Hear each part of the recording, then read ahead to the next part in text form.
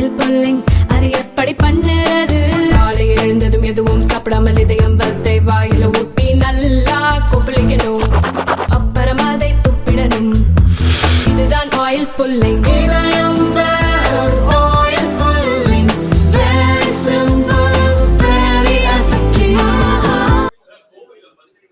ரொம்ப ரொம்ப ரொம்ப கஷ்டமா போச்சு தலைவா, ரொம்ப கஷ்டமா போச்சு, ரொம்ப ரொம்ப ரொம்ப கஷ்டமா போச்சு அண்ணே.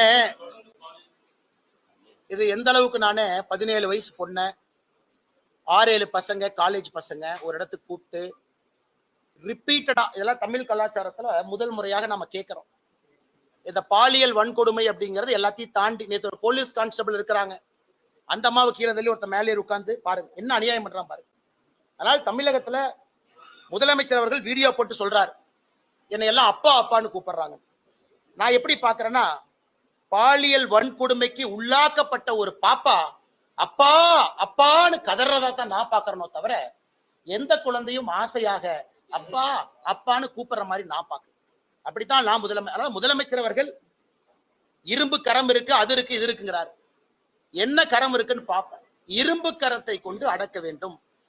நாங்க சொல்றோம், ஏடிஜி லா அண்ட் ஆர்டர் கடிதம் எழுதுறாரு, பெண்களுக்கு எதிராக குழந்தைகளுக்கு எதிராக பாலியல் வன்கொடுமைகள் தமிழ்நாட்டில் அதிகமாயிடுச்சுன்னு ஏடிஜிபி லா அண்ட் ஆர்டர் கடிதம் எழுதுறாரு. ஆனா முதலமைச்சர் அதிகமாகவில்லைன்னு சொல்றாரு. அப்ப ஏடிஜி லா அண்ட் ஆர்டர் சொல்றது பொய்யா, மாண்புமிகு முதலமைச்சர் ஐயா ஸ்டாலின் அவர்கள் சொல்றது பொய்யானே? சொல்லுங்க.